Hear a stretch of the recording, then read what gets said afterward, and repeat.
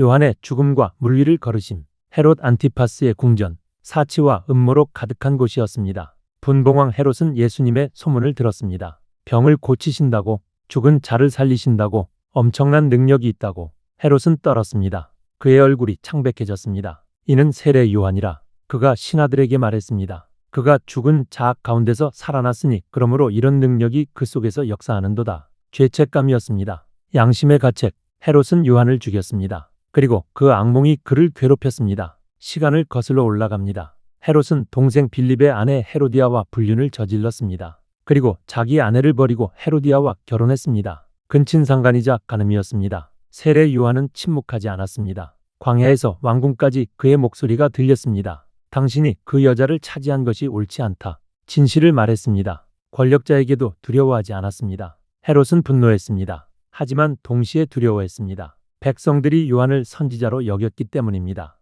요한을 죽이면 폭동이 일어날 수 있었습니다. 그래서 헤롯은 타협했습니다. 요한을 죽이지는 않았지만 감옥에 가두었습니다. 양심을 침묵시키되 죽이지는 않는 것. 하지만 헤로디아는 달랐습니다. 그녀는 요한을 증오했습니다. 그의 비난이 그녀를 불태웠습니다. 그녀는 복수를 계획했습니다. 기회가 왔습니다. 헤롯의 생일이었습니다. 성대한 연회였습니다. 고위 관리들, 군대 장교들, 갈릴리의 유력자들이 모였습니다. 술이 흘렀습니다. 음식이 넘쳤습니다. 그때 헤로디아의 딸 살로메가 들어왔습니다. 젊고 아름다운 소녀였습니다. 음악이 시작되었습니다. 그녀는 춤을 추기 시작했습니다. 관능적인 춤, 유혹적인 춤, 취한 남자들이 환호했습니다. 헤롯은 매료되었습니다. 그의 눈이 불타올랐습니다. 춤이 끝나자 헤롯이 외쳤습니다. 무엇이든지 달라는 대로 주겠다. 그는 공개적으로 맹세했습니다. 내 왕국의 절반이라도 주겠다. 어리석은 맹세였습니다. 술과 정욕이 만든 약속. 소녀는 잠시 멈췄습니다.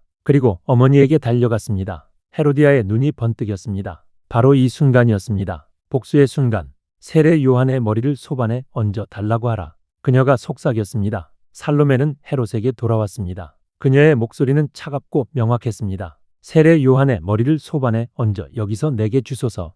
연회장이 조용해졌습니다. 헤롯의 얼굴에서 혈색이 사라졌습니다. 그는 근심했습니다. 요한을 죽이고 싶지 않았습니다. 두려웠습니다. 하지만 그는 공개적으로 맹세했습니다. 모든 귀빈이 들었습니다. 체면, 자존심, 약속, 이것들이 양심보다 컸습니다. 주라. 헤롯이 명령했습니다. 병사가 감옥으로 달려갔습니다. 칼을 뽑았습니다. 세례 요한, 광야의 목소리, 진리의 선포자가 그곳에 있었습니다. 한 번의 번쩍임, 광야의 목소리가 침묵했습니다. 병사는 요한의 머리를 소반에 담아왔습니다. 연회장으로, 음식과 술이 있는 곳으로 소녀가 받았습니다. 그리고 어머니에게 가져갔습니다. 헤로디아는 미소 지었을 것입니다. 차갑고 승리의 미소. 요한의 제자들이 왔습니다. 그들은 선생님의 시체를 가져갔습니다. 머리 없는 몸을 장사 지냈습니다. 그리고 예수님께 알렸습니다. 예수님은 들으셨습니다. 세례 요한, 길을 예비하던 자, 예수님을 세례 주었던 자, 사촌, 예수님은 슬퍼하셨습니다. 배를 타고 떠나셨습니다. 따로 빈들로 혼자 계시고 싶으셨습니다. 하지만 무리가 들었습니다. 그들은 여러 고을에서 걸어서 따라왔습니다. 예수님이 나오셨을 때 무리를 보셨습니다. 슬픔 가운데서도 불쌍히 여기셨습니다. 목자 없는 양과 같은 그들, 병자들을 고쳐주셨습니다. 저녁이 되었습니다. 제자들이 걱정했습니다. 이곳은 빈들이었대도 이미 저물었으니 무리를 보내어 마을에 들어가 먹을 것을 사 먹게 하소서. 합리적 제안이었습니다. 5,000명이 넘는 사람들, 여자와 어린이까지 합하면 10,000명이 넘었을 것입니다. 음식이 없었습니다. 하지만 예수님은 말씀하셨습니다. 갈 것 없다. 너희가 먹을 것을 주라. 제자들은 당황했습니다. 여기 우리에게 있는 것은 떡 5개와 물고기 2마리뿐이니이다. 한 소년의 도시락이었을 것입니다. 보리떡 5개, 작은 물고기 2마리.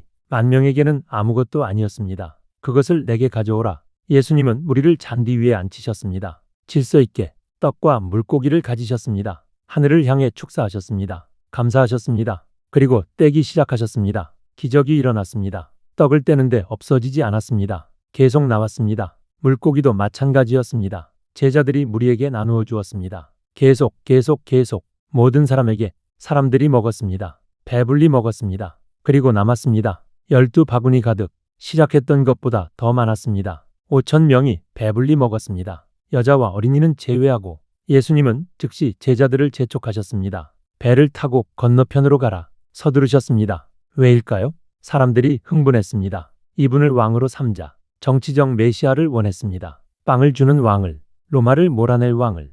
예수님은 그것을 원치 않으셨습니다. 제자들도 그 유혹에 빠질 수 있었습니다. 그래서 그들을 보내셨습니다. 무리를 보내신 후 예수님은 혼자 산에 올라가셨습니다. 기도하셨습니다. 저물었습니다. 어두워졌습니다. 혼자 계셨습니다.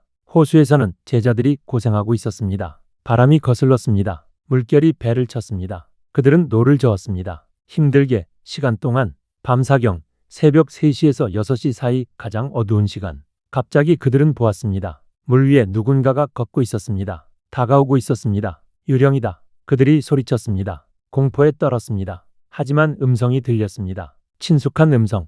안심하라. 나니 두려워하지 말라. 예수님이었습니다. 물 위를 걸어서 그들에게 오고 계셨습니다. 베드로가 외쳤습니다. 충동적이고 열정적인 베드로. 주여 만일 주님이시거든 나를 명하사 물 위로 오라 하소서. 오라. 베드로는 배 밖으로 발을 내딛었습니다. 물 위에. 그리고 놀라운 일이 일어났습니다. 물이 그를 받쳤습니다. 그는 걸었습니다. 물 위를 한 걸음, 두 걸음, 세 걸음 예수님을 향해. 하지만 그는 바람을 보았습니다. 파도를 보았습니다. 눈을 예수님에게서 떼었습니다. 그 순간 의심이 왔습니다. 이게 가능한가? 내가 지금 뭘 하고 있는 거지? 그는 가라앉기 시작했습니다. 주여 나를 구원하소서.